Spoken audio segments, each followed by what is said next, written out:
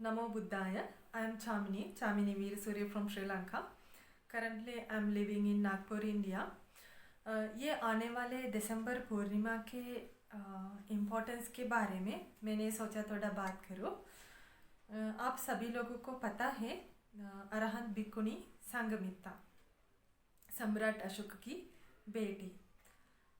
ये संघमित्ता भिक्खुनी के वजह से हम श्रीलंकन लोगों को भिक्खुनी शासन मिला है। तो मैंने सोचा ये बात के बारे में थोड़ा बात करूँ। सॉरी। तो सम्राट अशोक ने एक दिन मोगली पुत्ततिस अरहंत बंते जी के सामने दमदेशन सुनाते थे। तब मोगली पुत्ततिस अरहंत बंते जी ने सम्राट अशोक को बताया, अगर किसी ने अपना बेटा या बेटी, अपना कोई रिलेटिव्स को शासन में एंटर किया, तो एक भिक्खुनी बना दिया, तो इनको बुद्ध शासन के साथ एक रिलेशन बन जाते वाला। ये बात किंग अशोक को बहुत फील हुआ। उन्होंने अपना बेटा बेटी दोनों से पूछा, संघमित्ता और महेंद्र से, कि आप दोनों से कौन शासन में एंटर होने को पसंद है। तब उस वक्त महेंद्र ने वो पसंद किया था। वो फिर पहले महेंद्र ने भिक्खु शासन में एंटर हो गए थे। तब संघमित्ता ने उनके यंग एज में आने के बाद अग्गी ब्रह्म नाम की एक प्रिंस के साथ शादी किया, और वो दोनों को एक बच्चा मिला, उनके नाम सुमन। तो बाद में ये अग्ग ब्रह्म और सुमन मतलब संघमित्ता की हस्बैंड और बेटा दोनों ने शासन में एंटर किया है। आप लोगों को पता है कि किंग अशोक और हमारे श्रीलंका की उस समय एक किंग था, देवानम पियतिस। ये देवानम पियतिस और किंग अशोक कल्याण मित्र था।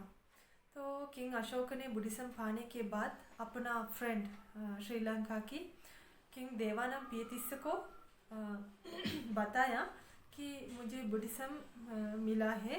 एक फ्रेंड को अपना फ्रेंड के लिए इससे ज़्यादा कोई अच्छा गिफ्ट दे नहीं सकता, इसीलिए मैं आपको बुद्धिज्म देना चाहती हूँ। तो मैंने अपना बेटा महेंद्र को श्रीलंका में पहुँच दूँगी। तो ये महेंद्र श्रीलंका कैसे गई, किंग देवानम पियतिस को कैसे मिला, क्या बात होगी, ये बात के बारे में मैं बाद में कोई और एक वीडियो से बताऊंगी। तो क्योंकि आज मैं संघमित्ता भिक्खुनी के बारे में बताती हूँ। तो ऐसा जाके महेंद्र बंते जी ने बुद्धिज्म दम्मदेशन करने के बाद बहुत लोग सोतापन हो गई, सकृदागामी बन गई, अनागामी बन गई, अरहत बन गई। तो उस समय उधर श्रीलंका में युवराज की देवी अनुला, क्वीन अनुला को इच्छा आ गया दम्मदेशन सुनने के बाद भिक्खुनी बन जाने के लिए। सिर्फ क्वीन अनुला को ही नहीं, क्वीन अनुला के साथ उनके परिवार स्त्री लोग 500 था। ये लोगों को भी इच्छा आ गई भिक्खुनी बनने के लिए। तो ये सभी लोग किंग देवानम पियतिस को रिक्वेस्ट कर दिया कि हमें चीवर चाहिए, हमें भिक्खुनी बनना चाहिए। फिर किंग देवानम पियतिस ने बंते महेंद्र को ये बात इन्फॉर्म कर दिया। तब महेंद्र बंते जी ने बताया, अरहंत बंते जी ने बताया कि भिक्खुनी शासन शुरू करना एक भिक्खु को इजाज़त नहीं है। ये शुरू करने के लिए मुझे अपना बहन संघमित्ता को यहाँ ले आना पड़ेगी। फिर महेंद्र बंते जी ने अपना फादर किंग अशोक को ये बात इन्फॉर्म कर दिया। ये बात किंग अशोक तक ये संदेश अरिट्टा नाम की एक अमात्य ने लेके गई। वो अरिट्टा अमात्य भारत में चली गई श्रीलंका से। फिर उन्होंने ये संदेश किंग अशोक तक पहुंचा दिया। फिर किंग अशोक ने मोगली तिस्स अरहंत बनते जी के साथ ये बात किया। आप लोगों को पता है मोगली तिस्स अरहंत बनते जी ने थर्ड धर्म संगायना को एडवाइस किए थे। थर्ड धर्म संगायना की एडवाइज़र जैसा उन्होंने ही था मोगली तिस्स अरहंत बनते जी ने, जिससे किंग धर्माशोक एडवाइस ले रहे थे। तो बाद में ये मोगली तिस्स अरहंत बनते जी ने किंग अशोक को इन्फॉर्म कर दिया, बताया था लॉर्ड बुद्धा उसके बुद्धा की परिनिर्वाण के दिन में एक विश किया था। ये विश यही था कि आने वाले फ्यूचर में श्रीलंका में एक बोधि वृक्ष की एक ब्रांच उधर चली जाना चाहिए। और ये हम बुद्धिस्ट लोग कैसे हम कभी बोधि वृक्ष काटते नहीं, क्योंकि बोधि वृक्ष के लिए हमारे रेस्पेक्ट है। तो बुद्धा ने लास्ट टाइम ये विश किया था कि ऑटोमेटिकली ये राइट ब्रांच वो गोल्डन पॉट में जाना चाहिए। तो ये बात मोगली तिस्स अरहंत बनते जी ने किंग अशोक को बताया था। सिर्फ यही नहीं, और भी विशेष था लास्ट टाइम बुद्धा की। तो अकॉर्डिंग टू लॉर्ड बुद्धा की ये विश, ये बात वैसे ही हो गया कि किंग अशोक ने अपना लोगों के साथ बोधि गया में चली गई। उधर रिचुअल्स वगैरह सारे किया था और वाइट कपड़ों वगैरह से बोधि ट्री को कवर कर दिए थे। फिर ये राइट ब्रांच दक्षिण शाखा गोल्डन पॉट में खुद ही चली गई थे प्लांटेशन होने के लिए। ये बात मैंने नहीं, अरहंत बनते जी लोगों ने जो लिखा हुआ हिस्टोरिकल एविडेंस में मिलते हैं। एग्जाम्पल के लिए दीपवंश, बोधिवंश वगैरह में। फिर कैसे ये बोधि वृक्ष को लेकर भिक्खुनी अरहंत भिक्खुनी संघमित्रा श्रीलंका तक पहुंचा। ये ले आने के लिए वो लोगों ने गंगा नाम के ये आप लोगों को पता है इंडिया की गंगा नदी, इसमें से ये गंगा नदी के थ्रू ही आया है शिप में। तो वो लोगों ने 3 किंगडम पास करके ताप्ती मुली नाम की पोर्ट के पास आया। उधर से समुंदर से श्रीलंका तक आया है। तो आने से पहले किंग अशोक ने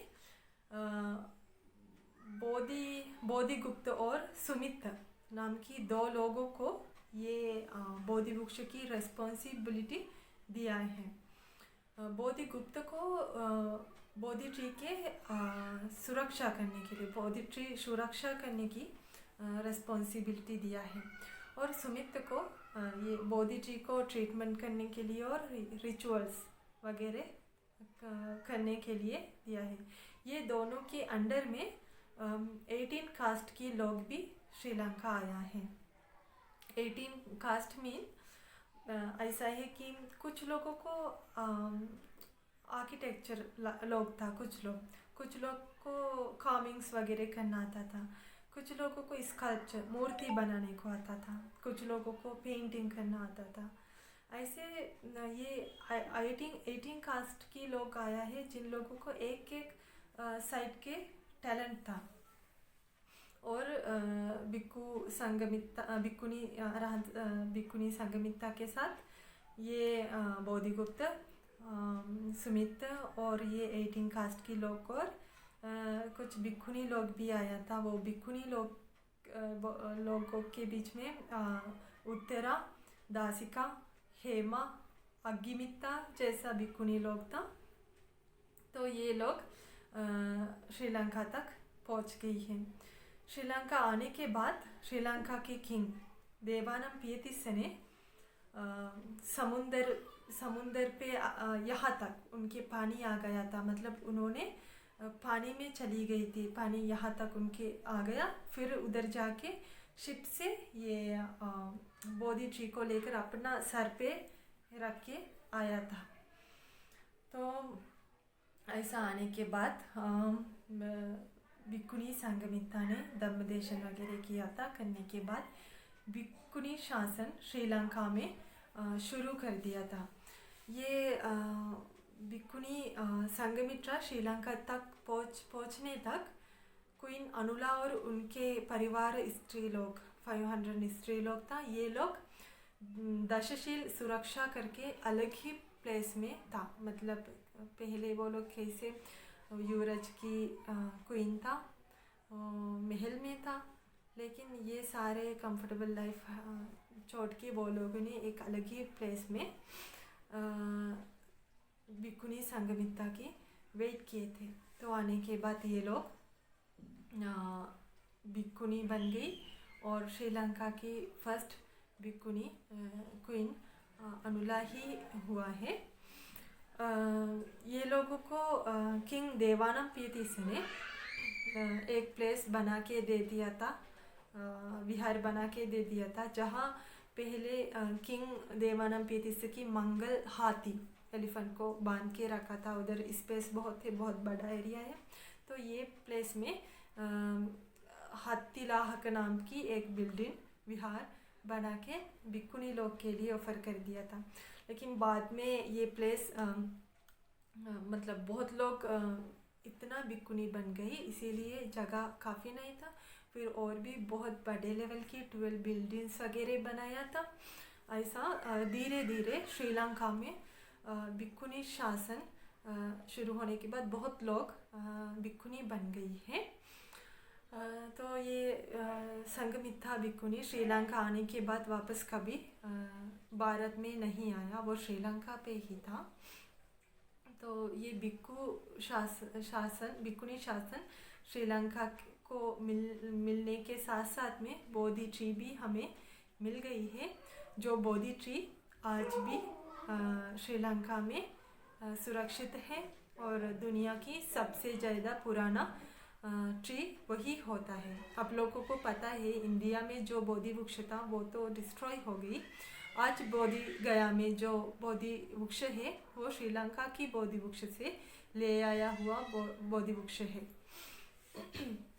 तो श्रीलंका में संघमित्ता भिक्खुनी आने के बाद उन्होंने अपना उम्र 30 में था वो श्रीलंका आने वक्त। श्रीलंका आने के बाद उन्होंने उत्तीय नाम की किंग की समय ही परिनिर्वाण उनके हो गए हैं। तब तक उन्होंने श्रीलंका में था। श्रीलंका की एक स्तूप है